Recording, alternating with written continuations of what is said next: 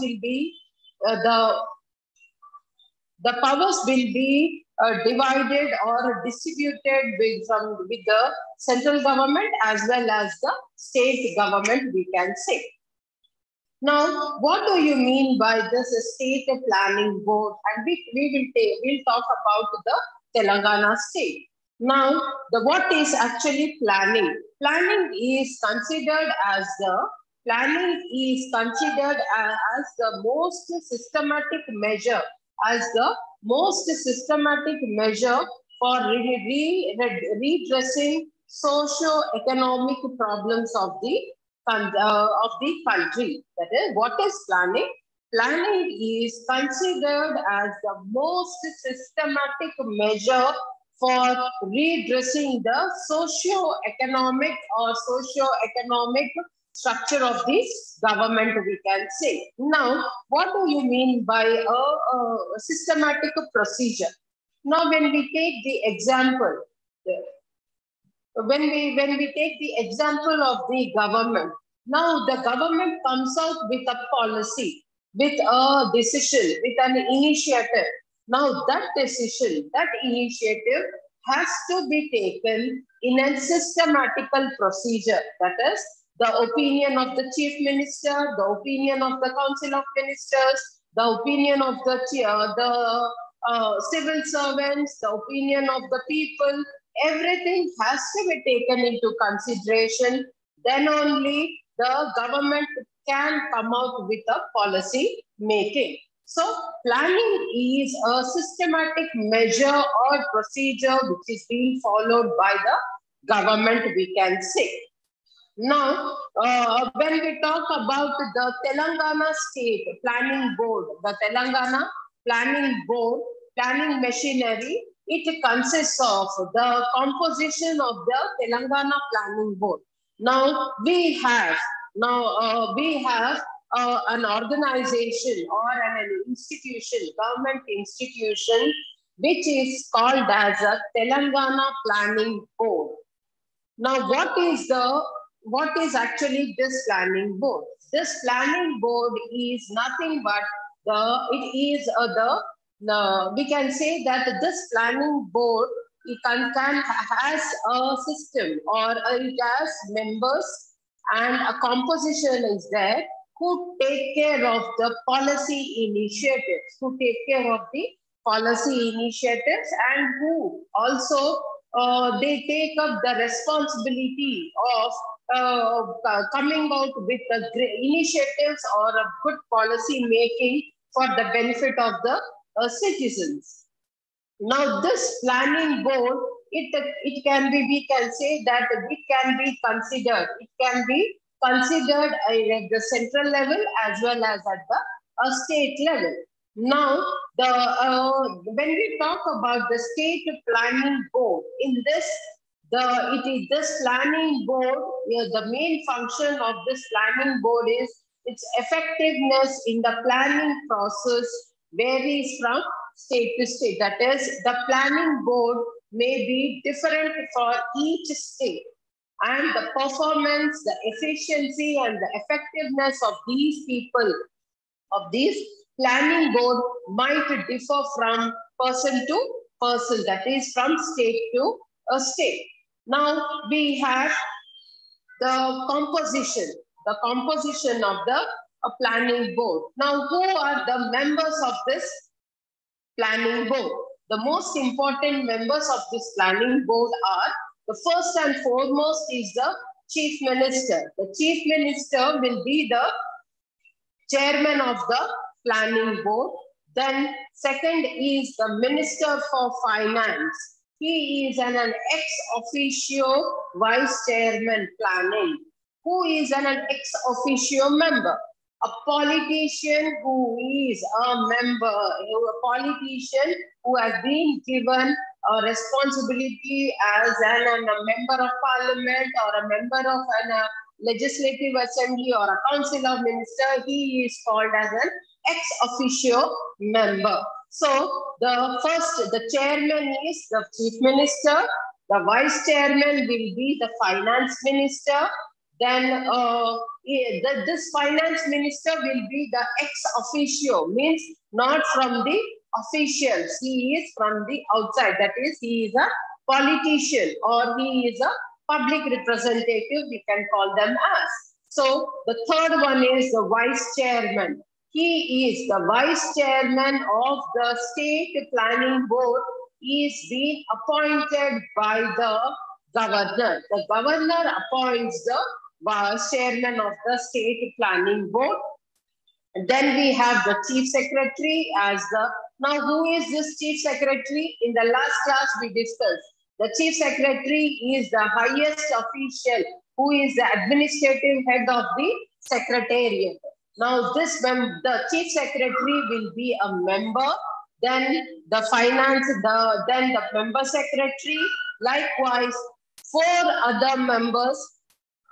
The 4 other members will be the members of this planning board. So altogether the planning board consists of 7 people or 7 members, and the chief minister will be the chairman of this planning board.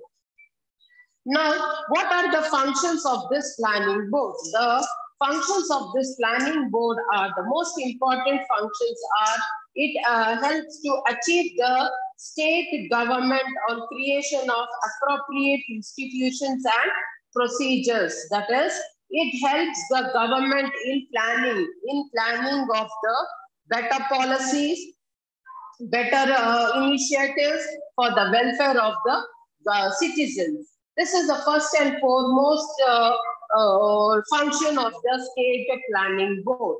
And second important one is, it monitors, the state planning board monitors and evaluates the levels of economic development. Economic development means it will calculate and analyze the economic development of the state, and it will, if you see the news, the chief minister will be telling that we are economically, we are strong, our economic development has gone up, our GDP is more. How this will be decided? This all will be analyzed by the state planning board, the finance commission, all these important government institutions may come out with this analysis. So, and another important function of the state planning board is, it also helps in the 5-year plans, that is annual plans and the 5-year plans. That is, it helps the government in preparing 5-year plans. That is, what is a 5-year plan? 5-year plan is an initiative, or it is a strategy which is being taken up by the government for the coming 5 years. Means for the next 5 years, what all the government wants to take, the decisions in implementing policies or in implementing the welfare programs, and what are the priorities of the government, everything will be taken into consideration. So this state planning board helps the government in coming out with the formulation of annual plans and formulation of these 5-year plans, we can say. But presently, our governments are not going for these annual plans. They are, as we all know, the planning commission has been scrapped and we have the Niti Aayog. But every 5 years, the government comes out with a strategy, I can say, whereby helping the people to understand the developmental process. And it will also help the government to take care of the policy making. So this is all, and it also helps the government. Now the span or the tenure of this planning board is of 6 years. Means there's a tenure. The period is of 6 years. So this is all about we can say that what are the divisions of the planning board? The divisions are, there are agricultural division, evaluation division, social service division, industry and infrastructure division, whereby means the planning board consists of individual divisions whereby they will take care of the people, and each individual division will focus on their importance. That is, if for example, if you take the agricultural department will focus on the agricultural aspects, the importance of agriculture, the developmental aspects of agriculture, the new policy making for agriculture, the new economic developments in agricultural sector, development of farmers, all these. That means this and next for the next annual plan, they will prepare a report and submit it to the government that what all initiatives the government has to take and in the development process of the state, we can say. So this is all about the state planning board. Next, we will talk about the module 3, the constitutional bodies at the state level. In that, we will talk about the State Public Service Commission. Now, you all know that the State Public Service Commission. Now, if you go deep into that, you all know the Union Public Service Commission, the UPSC, from where we get the IAS officers or the so-called as civil servants. The exams might be preliminary or the mains, and this exam is the UPSC, the Union Public Service Commission. This is a constitutional body. That is, it is a constitutional body, means in the constitution, there is a provision for this formation of this body. Hence, this body is called as a constitutional body. Now, likewise, now this Union Public Service Commission is at the central level. Now, at the state level, we have the State Public Service Commission. The State Public Service Commission. Now, when we talk about the State Public Service Commission, it is the State Public Service Commission.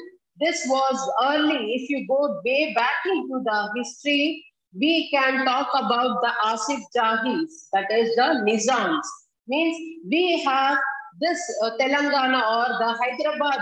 When we talk about the Nizams, we have to talk about the Hyderabad, the Nizams. So at that in the history, it was Hyderabad Public Service Commission, and this was being formulated in the 1919, and this was being introduced in the year 1947. But the way back in the history, if you go, we see the roots in the year 1969 only. In the 1869 only, we see the roots of this Hyderabad Public Service Commission. Before becoming Telangana Public Service Commission, it was Hyderabad Public Service Commission. Now, what is this Public Service Commission, or what is the constitutional status? That is, the constitutional status of this Telangana State Public Service Commission is according to Article 315. Okay? According to Article 315 in the Constitution, there is a provision for the establishment. There is a provision for the establishment of the State Election Commission. There is no provision that a Telangana State Public Service Commission has to be formed. It is only a State Public Service Commission. So based on the state, they decide and they establish their own Public Service Commission. It might be the Telangana Public Service Commission. In the Andhra, it might be Andhra Pradesh Public Service Commission. So these are all the state-wise public service commissions. Now coming to the appointment of these public service commission, under Article 316, of the Indian Constitution, the chairman and other members of the state, and other members of the State Public Service Commission are appointed by the governor of the state. So the Telangana Public Service Commission is being embedded or is in the constitution. It is not Telangana, it is the State Public Service Commission. So under Article 316, the Telangana Public Service Commission or the State Public Service Commission was being formulated, and it will be now this is being this state board is the Telangana Public Service Commission. The chairman and the members are being appointed by the governor, and these members will hold office for at least 10 years, or they are under the government of India. Means they have to. Means how should the members be elected or selected? I can say now these members are being selected on the basis of their work. That is, they have to have at least 10 years of service in the government. That is, it might be in the central government or it might be in the state government. So the chairman and the members of the State Public Service Commission should have these members should have served the office at the central government level or at the state government level for at least 10 years. So then only they will be eligible to be appointed as the members or chairman of the State Telangana Public Service Commission. Now, one point I want to tell you in this, that is, after the newly formed state of Telangana in the year 2014, the first constituted Telangana Public Service Commission, which was constituted, the chairman was, we should feel proud about it. We should have the pride of telling that our professor, Ganta Chakrapani, from the sociology department, he was made the chairman of the state, Telangana State Public Service Commission chairman. So, means we should feel proud to be the students or the faculty of this esteemed university. So, the first chairman of this Telangana State Public Service Commission was Ganta Chakrapani. Now, coming to as we were talking about the appointments, at least chairman and 4 members should be appointed to this Telangana State Public Service Commission. Now, the tenure of office means the period, the duration of working period is 6 years, means 6 years the chairman and the members can work for the Telangana State Public Service Commission as chairman and the members. So we can say that this is a very, very important point to be remembered in this aspect. Now, we have that as we are talking about the tenure, it is of 6 years or until they attain the age of 62 years. Means whichever is early, they have to step down. If they get 62 years, then they have to step down. Or if they have if they have completed 6 years of service, then they have to step down as a chairman and members of the Telangana State Service Commission. That is the tenure of office. Then coming to the resignations, the members and the chairman can resign from their post if they feel that they are unable to perform their duties properly. Then they have to send their resignation to the governor. They have to send their resignation to the governor. This is all about the tenure of office of the Telangana Public Service Commission. Now coming to the functions of them. What are the functions of this Telangana Public Service Commission? The most important functions are, it is a direct recruitment.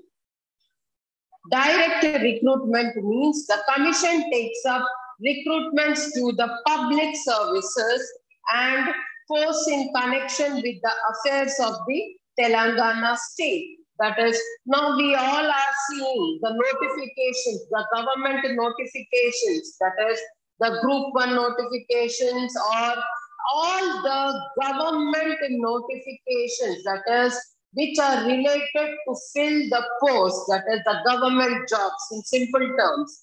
The government jobs, what all will come under the Telangana state, it is a responsibility of the Telangana Public Service Commission to recruit the people through direct recruitment. That is, this Public Service Commission will come out with a notification, and will conduct the preliminary exams and everything. The procedure will be continued by this Telangana Public Service Commission only. So it is very important that all the government exams, government posts are being filled by the Telangana Public Service Commission only. And another important one here is, and another important function we can term it as, is the recruitment by transfers and promotions. This commission accords the service of the people who are having the transfers and the promotions. That is, they have the service records with them, and they will be able to have a role to play in the promotions and transfers of these gazetted officers. So the first and foremost important function of this Telangana Public Service Commission is, it is the direct recruitment. Direct recruitment means all the recruitments which are being done by the government, the filling of the jobs is done by this Telangana Public Service Commission, and all the tenure of office of these members, and the members between 6 years, they are being appointed by the governor, and the formation of this Telangana state election, the state Public Service Commission comes under Article 315. So under Article 315, there is a provision in the Constitution that every state can have a Public Service Commission and can recruit the Group 1 officers, or the officers who the people for the government jobs. Now, another important point here is that the state Public Service Commission cannot intervene into the IAS officers' recruitments. Only the state has the responsibility of recruiting Group 1 and from the Group 1 officers, because the Group 1 officers come under the state cadre. So these officers are also the gazetted officers.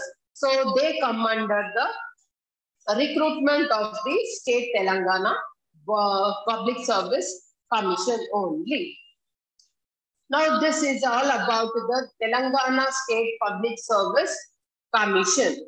Now we will move on to the next topic, that is the State Finance Commission. The State Finance Commission. Now what do you mean by the Finance Commission? Now Finance Commission is we can say that now at the central level also we have a Finance Commission, and at the state level also we have a Finance Commission. Now the most important Finance Commission, the most important work of the Finance Commission is to help the government in coming out with better policies, and also it also helps the government in taking better decisions on the finances of the government. Now, this State Finance Commission is also a constitutional body. The State Finance Commission is also a constitutional body. Means in the Constitution, there is a provision for the formation of a State Finance Commission. At the center, we have the Finance Commission, and at the state level, we have the State Finance Commission. Now, under which article is this Finance Commission placed in the state? That is according to the Article 243(1), means 243 in brackets 1. According to this article, according to Article 243 in bracket 1, it states that the governor shall set up the Finance Commission. Means the governor has the responsibility to form or frame the Finance Commission. As a State Finance Commission. So and this Finance Commission will have, and for every 5 years, the tenure of office of this Finance Commission is 5 years. Means for every 5 years, the governor has to constitute a new Finance Commission body. So far, for this, one chairman will be there, and there will be members, and there will be members for this Finance Commission.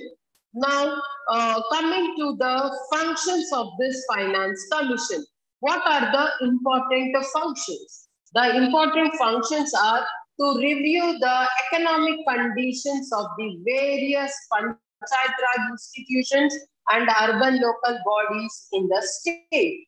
That is, it is the prime responsibility. Now, what are these Panchayat Raj institutions and urban local bodies? The Panchayat Raj institutions and urban local bodies are the local self-governments at the local level. That is, at the village level, we have Gram Sabhas. Those are called as at the village level, at the mandal level, and at the Zilla level. Now, those are called as the Panchayati Raj institutions. Means locally, the people are taking care of them. They are governing themselves. This Panchayati Raj institutions, we can see them in the rural areas, and in the urban areas, we find the urban local bodies, that is the municipalities, municipal corporations, nagar palikas, all these come under the urban local bodies. Now, these municipalities or municipal corporations are the local self-governments at the local level.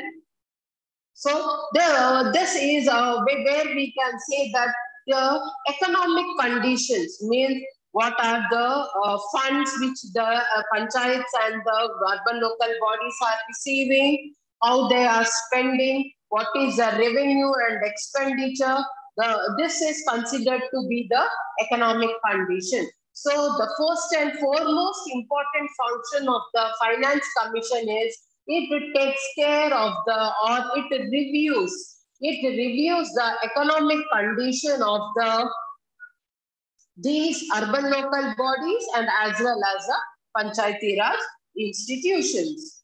Then the second important function is to take steps that help in boosting the financial conditions of the various rural and urban local bodies. That is, this Finance Commission will help will come out with the new plans and strategies to help these local bodies to enhance, to increase their funds. Now, why should these urban local bodies and panchayats should increase their funds or the economic condition?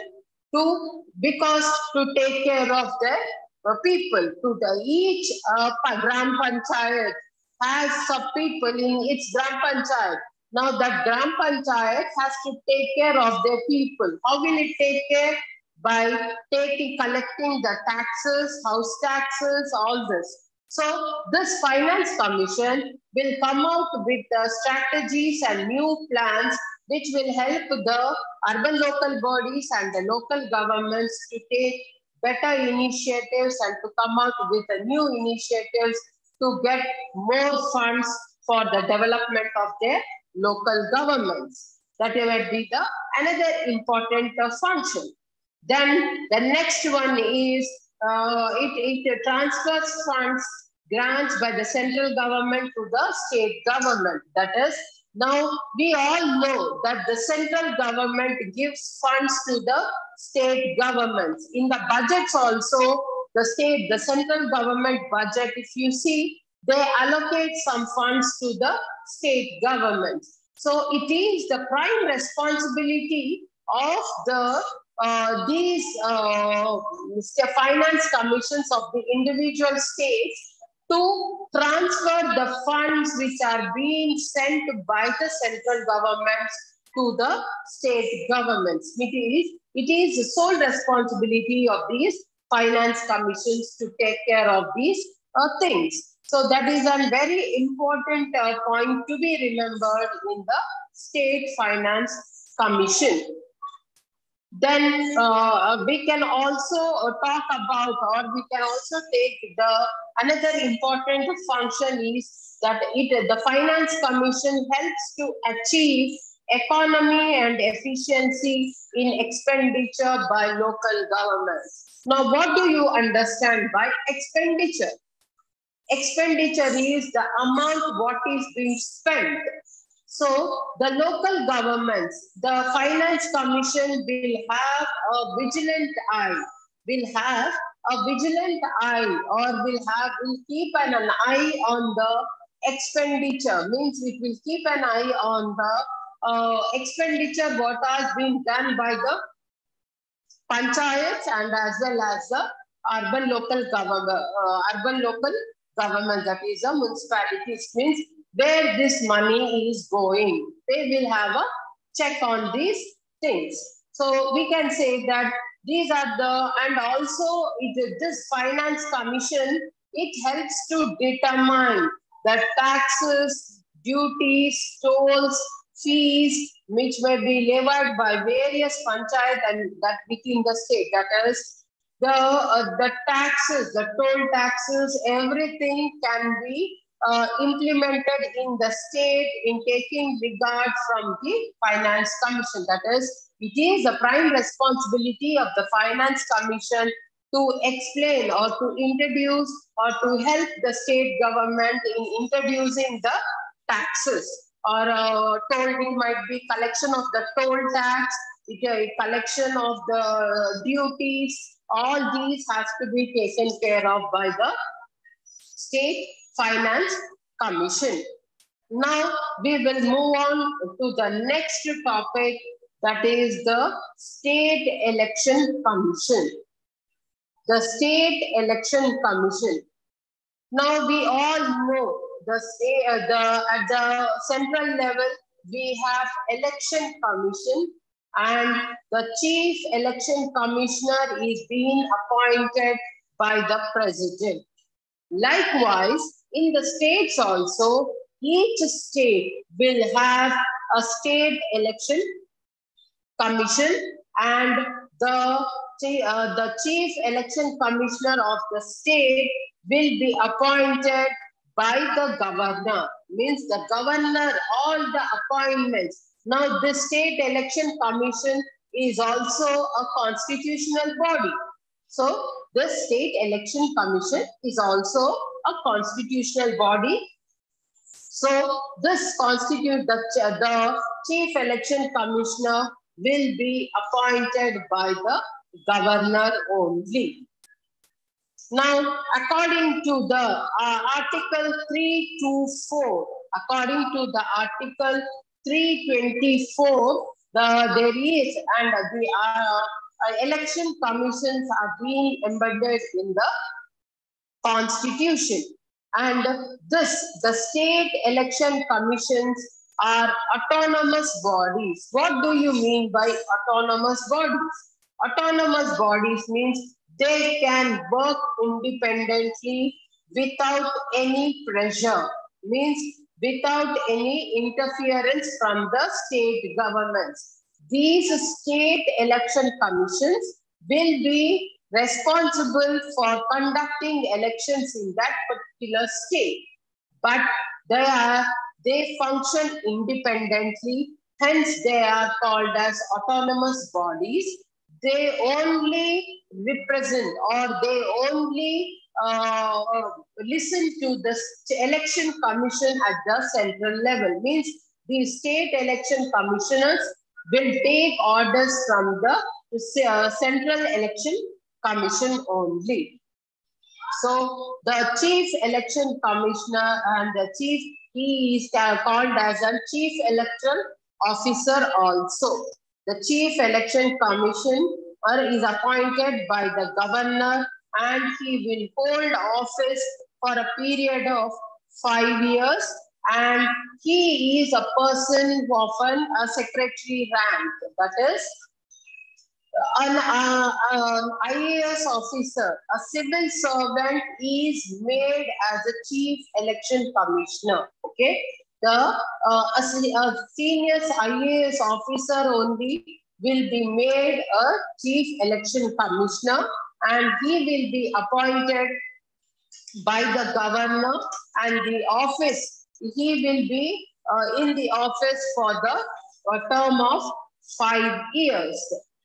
So now coming to the important functions of the state election commissioner.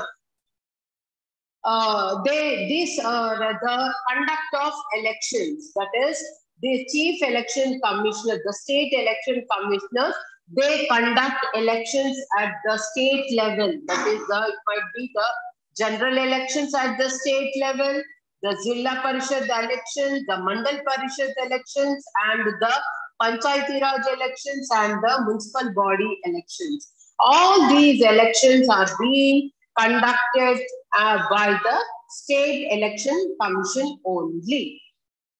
Then coming to the jurisdiction. Now, what do you mean by jurisdiction? Jurisdiction means it is the limit, limitations I can call it as.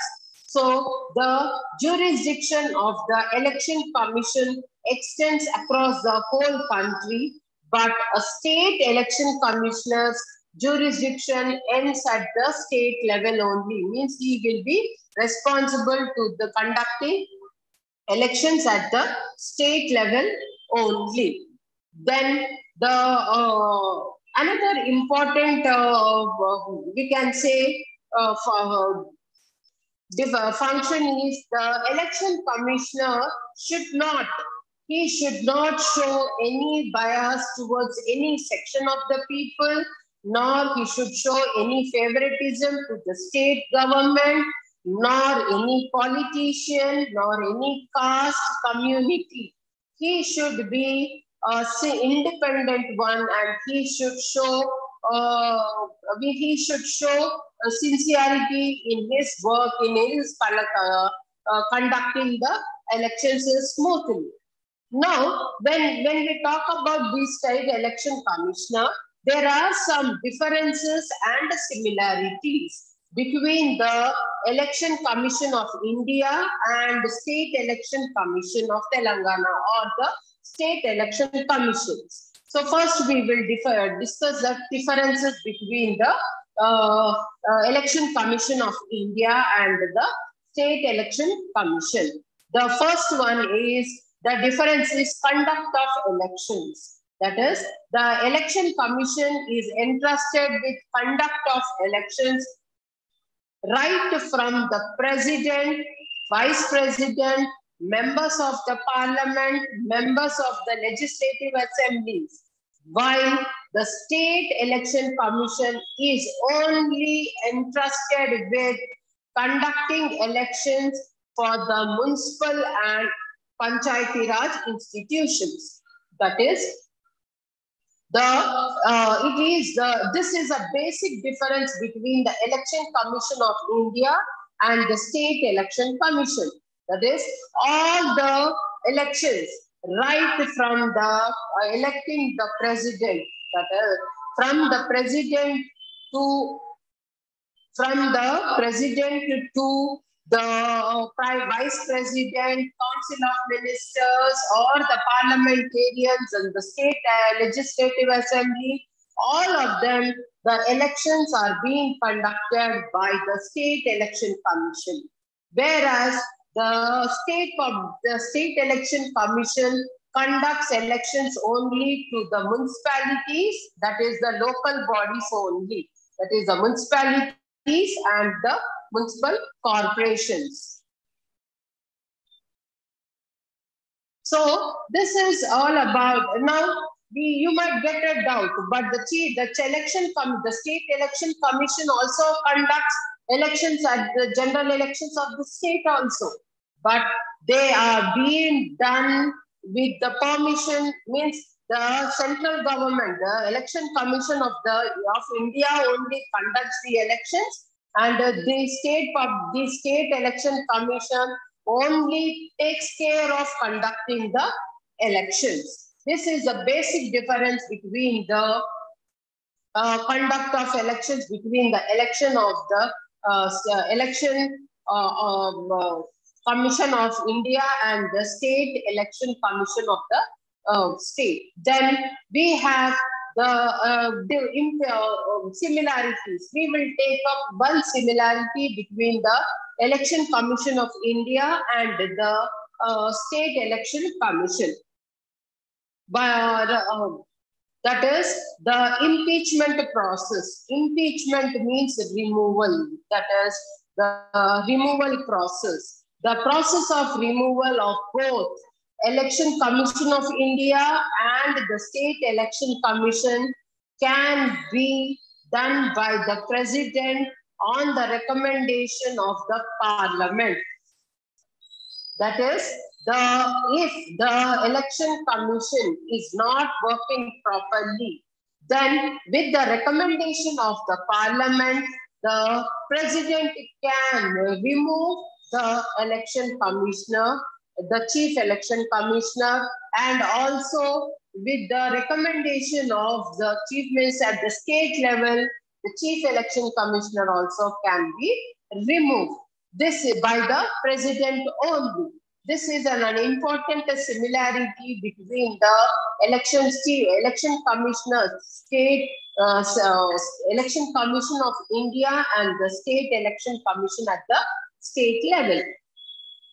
Then the second one is the independent bodies. Both the Election Commission of India and the State Election Commission are independent and are autonomous bodies. Means they both act as an independent body and autonomous body. Means autonomous is they can take their own decisions. They can take their own decisions. So this is a basic similarity between the Election Commission of India and the State Election Commission. So this is all about the State Election Commission. In today's class, we tried to finish, we completed the Telangana State Planning Board, Telangana State Public Service Commission, State Finance Commission, and the State Election Commission. That is four bodies, four bodies or four institutions which work for the development of the state. We have discussed them in today's class. So this is all about these four. And one more important point here is the Telangana State Planning Board is not a constitutional body. It is a non-constitutional body, whereas the Telangana State Public Service Commission, the Finance Commission, then the Election Commission, these are three are constitutional bodies. Now, what is the difference between a constitutional body and then a non-constitutional body? A constitutional bodies means these bodies, it might be the election commission, these have a place in the constitution. They have a place in the constitution, hence they are called as constitutional bodies. And the non-constitutional is they don't have, means they are being formed or they are being established by the act of parliament, means by an act of parliament. The parliament takes a decision in formulating these bodies. Hence, they are called as an act of parliament. So this is today's class. Today we have discussed all about the Telangana State Planning Board, Telangana Public Service Commission, then Finance Commission, State Finance Commission, and the last one is Telangana State Election Commission. If you have any doubts, you can come up.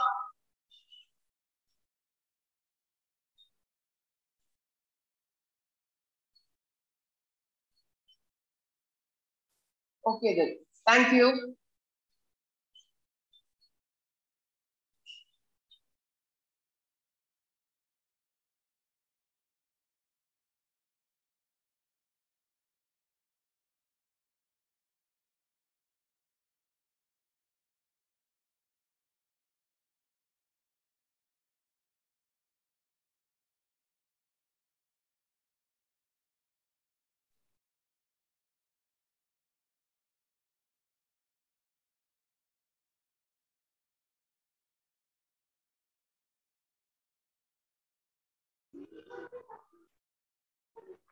Class ఎప్పుడు వరకు ఉన్నదండి? Hello,